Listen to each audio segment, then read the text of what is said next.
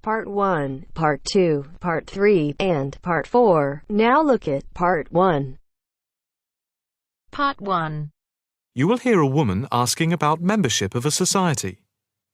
First, you have some time to look at questions 1 to 4.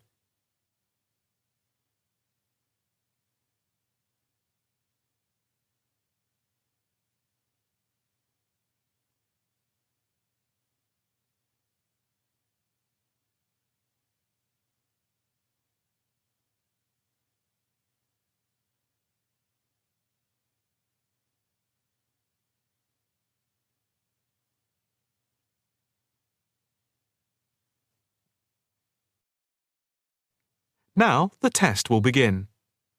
You should answer the questions as you listen, because you will not hear the recording a second time. Listen carefully and answer questions 1 to 4. Hi. I'd like some information about joining the International Arts Society. That's no problem. What exactly can I help you with? First of all, I'd like to know about the membership fee. Well, there are 2 types of membership. Can you tell me what they are? First, there is lifetime membership, which means that you can have access to all the facilities at the Society itself and all exhibitions. Plus, you can have discounts to various events at affiliated arts organisations here and abroad. And on top of that, you can use the lifetime members' room. How much is that type of membership? Well, the lifetime membership fee is £1,537. OK. It's rather a lot to pay in one go. What about the other membership?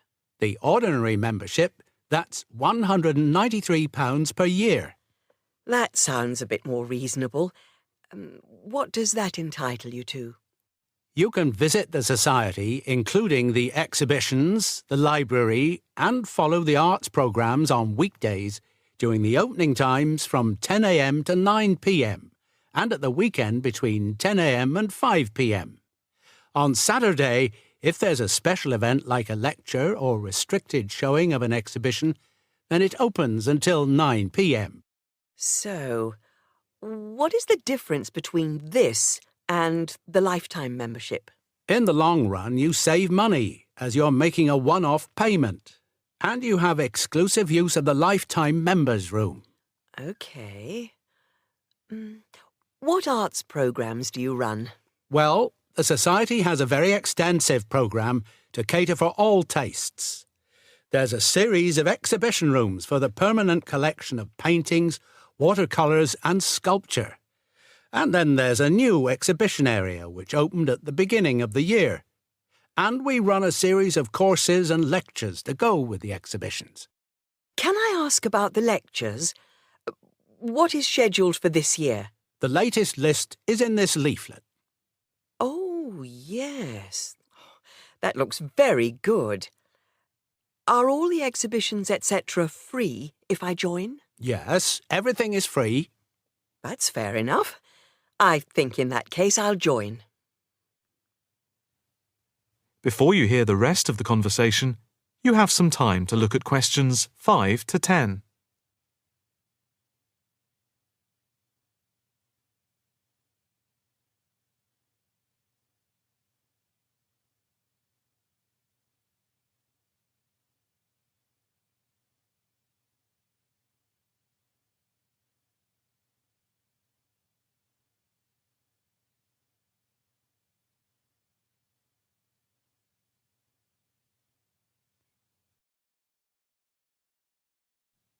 Now listen and answer questions 5 to 10. I just need to take your name, address and telephone number. First, your name. Margaret Rochester. I take it that's R-O-C-H-E-S-T-E-R? Yes, that's it. And the address? It's 55 Stone Avenue. OK. Avenue. And the postcode? Let's see. It's MA7 4PQ. And a daytime telephone number? Can I give you my work number? Yeah, that's fine.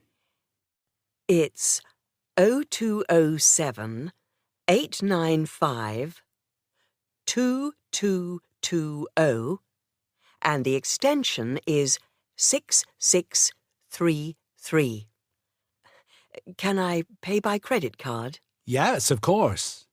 Do you want to pay for the full year at one time or by monthly instalments? You pay £4 extra a month if you pay by instalments. OK. I think I'll pay by monthly instalments. Right. If you just complete this form, then we can set up the monthly payments. OK. If you just put your PIN number in the machine, I can deduct the first month's payment. Right. That's gone through. Here's your card. I now just need to take your photograph over here, and then I can put it on your membership card. OK. That's it. I'll just print out your membership card. Right, here you are. Thank you. By the way, can I bring any friends to the Society exhibitions and lectures? With the ordinary membership, we can issue a day pass once a fortnight, which allows you to bring a friend in. But you have to accompany them. Thank you. Can I go in now? Yes. You just swipe your card here. That is the end of part 1. You now have half a minute to check your answers.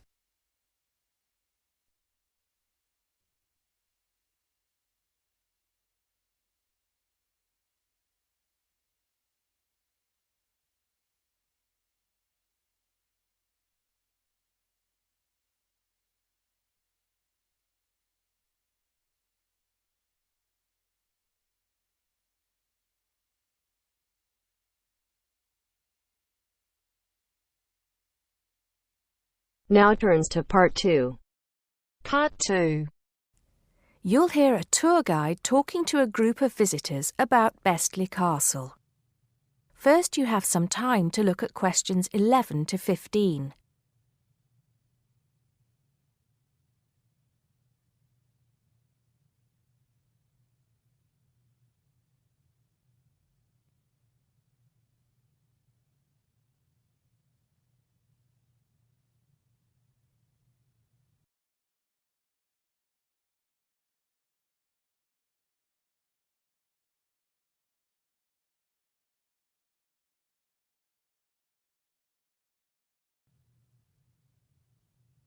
Now listen carefully and answer questions 11 to 15.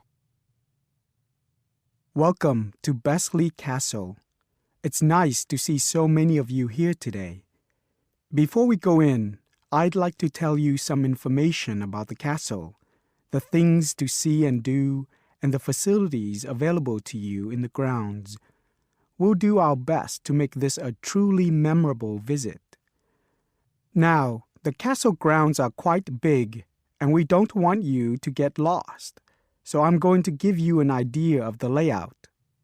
At the moment, we are at the entrance, and immediately to our left is the Tourist Information Office. Go here if you need any questions answered. They'll be happy to help. And of course, behind the tourist office is the car park where the coach dropped you off. And it'll also pick you up from the same spot at 5 p.m. today. In front of us are the water gardens. If you stroll through, you get to the North Bridge, which is the entrance to Bestley Castle. Take your time and enjoy looking around the castle. There's a lot of history steeped in those walls. As you leave the castle via the South Bridge, you'll be greeted with the sight of roaming deer. During the day, there will be scheduled feeding opportunities where visitors can get involved. However, we do request that you do not feed the deer outside these times. To the right of the deer park is the Castle Museum, And behind that is our award-winning restaurant. It's a relatively new addition to the castle grounds, but is fast gaining a reputation for its food. Alternatively, you can choose to dine in the picnic area on the other side of the deer park. It's perfect for the family as it's next to the kids' play area and homemade ice cream hut. We hope that on your way out, you pop into the gift shop by the exit for something to remember us by. Before you hear the rest of the talk, you have some time to look at questions 16 to 20.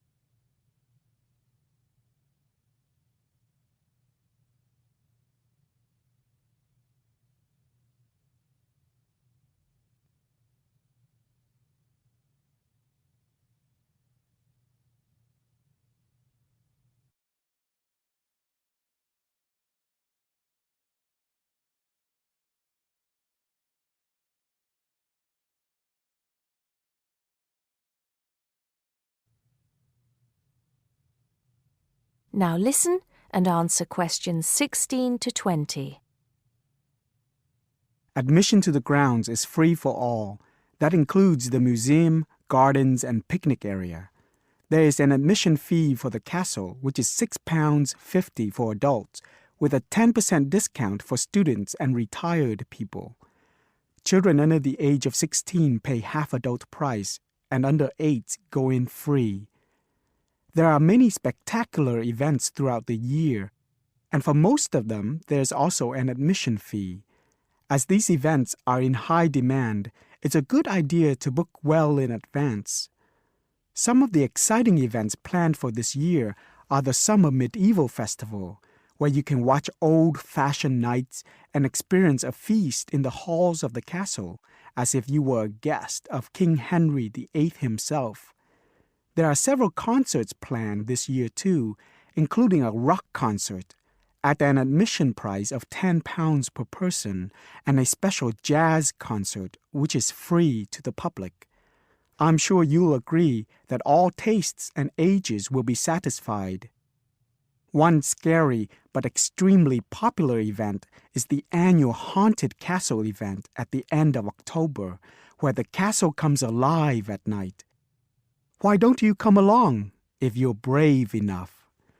Another sight to see is the fantastic firework display on November 5th, and the cost of that includes refreshments. We also have a long tradition of raising money for charity. The charity event held every year on the first day of May will this year be an archery contest. Entrance is free, but donations are certainly welcome. This year, we'll be collecting money on behalf of a charity for elderly people, Age Concern. Just in case you can't remember all of that, you can pick up a leaflet showing the timetable and prices for all events from the Tourist Information Desk. You can also go online to get this information from our website. That is the end of part 2. You now have half a minute to check your answers.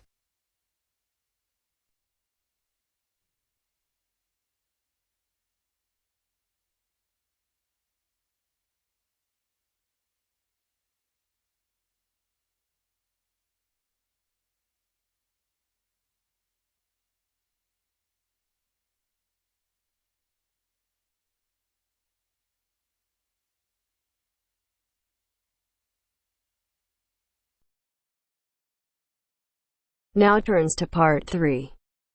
Part 3. You will hear a talk given by a lecturer to a group of civil engineering students on the reed bed system for sewage treatment. First, you have some time to look at questions 21 to 24.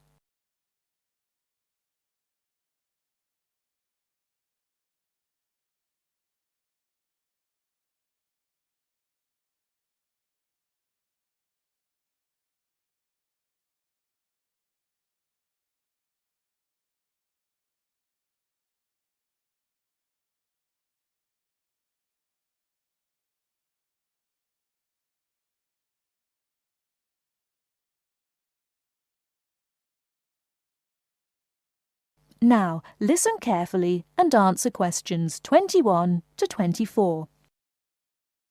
Thank you for inviting me to speak to you today about what is now called the reed bed sewage treatment system. This system uses naturally occurring reeds to treat domestic and industrial waste. It's an environmentally friendly alternative to normal systems. You all know what reeds are like, don't you? Those tall plants with hollow stems that grow in wet places, like marshes, for example. Here's how the system works. First of all, an artificial marsh is created. To do this, holes are dug about 1 metre deep and usually rectangular in shape. They are then lined with clay or plastic, and the liner is covered with gravel.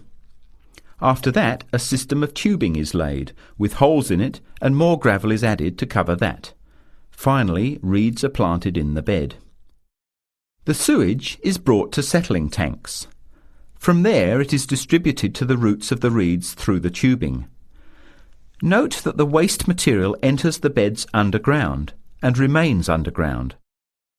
The reeds conduct oxygen very efficiently through their stems to the roots system. Here, bacteria work to reduce the waste material to basic elements. What comes out of the artificial marsh is water that has been cleaned through a natural process. The purified water leaves the reed bed through a simple outflow pipe. The water that comes out has to be tested. Sometimes it's held in a pond until it evaporates or soaks into the ground. Sometimes, after testing, the water is discharged directly into streams and rivers. Before the talk continues, with questions from the students, Before you hear the rest of the talk, you have some time to look at questions 25 to 30.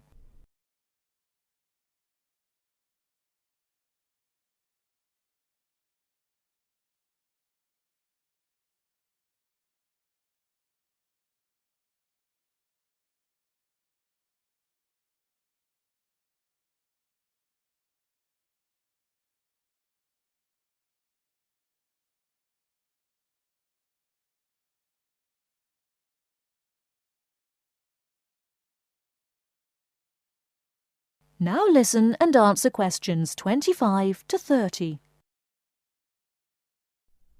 The reed bed system originated in Germany in the 1970s, and installations have been built in a number of countries throughout the world. To give you an idea of the size and appearance of a reed bed installation, an area of 3 by 5 metres approximately would be adequate for a single house. It would look like a pond overgrown with reeds. There are cities with 150,000 people in Germany whose entire sewage treatment requirements are served by reed bed installations which extend for 10 to 20 hectares. There are two wonderful environmental advantages. First of all, reed bed systems are natural composters. As time passes, high-grade soil builds up in the beds. The soil can be removed and used for agricultural purposes. Soil produced from waste containing heavy metals would of course have to be tested and the toxic material removed by chemical processes. An additional advantage is that the reed bed can function exactly as a marsh, providing a healthy natural home or habitat for waterfowl and other birds, insects, reptiles and mammals. But there are practical advantages to a reed bed system over existing sewage treatment plants as well. At all levels, the cost is lower than for normal systems. Labour costs are a fraction of the costs of a conventional system. Typically, a large-scale reed bed installation will cost 10% less than a mechanical system. They require little maintenance, and unlike mechanical systems, the efficiency of reed beds increases over time. But before we go any further, you must have some questions. Maybe this sounds too good to be true. That's exactly what I wanted to ask. If these systems have so many benefits, why aren't they more popular? Why don't we see them everywhere? As I said, the technology is now almost 40 years old. Demonstration projects of all types have been built and monitored and are slowly convincing regulators of the advantages of the system. But you have to understand that regulating authorities are by nature conservative and resist change. Typically, there's a lot of opposition to these systems by manufacturers and by everyone involved in maintaining the conventional systems. Reed bed systems require fewer staff to operate, so there would be a decline in the workforce. Therefore, unions would resist the change as well. What happens to reed beds in winter? Does the efficiency decrease? The above-ground part of the plants die back in cold weather, but the roots remain alive and active, and the system continues to work just as effectively in winter. As soon as the weather warms up, new reeds appear and grow quickly. Is there a problem with mosquitoes in these ponds? Well, they're not exactly ponds with standing water. The beds look more like a field covered with long grass. The soil is moist, but not like a swamp, so there would be no more mosquitoes than in any other field. Remember, the effluent enters the beds underground and remains underground. OK, let's get into some of the technical details now, and I'll answer questions as they come up. That is the end of part 3. You now have half a minute to check your answers.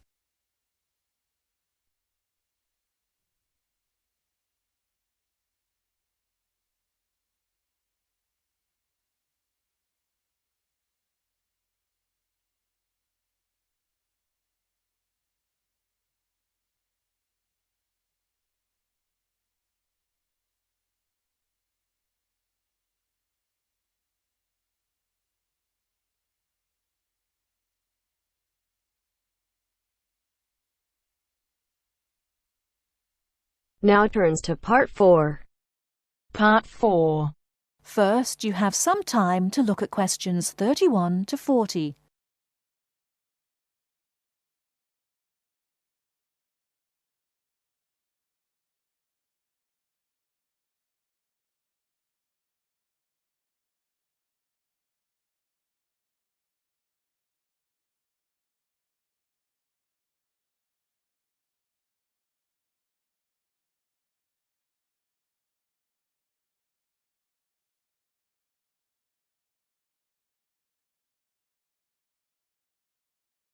Now listen carefully and answer questions 31 to 40.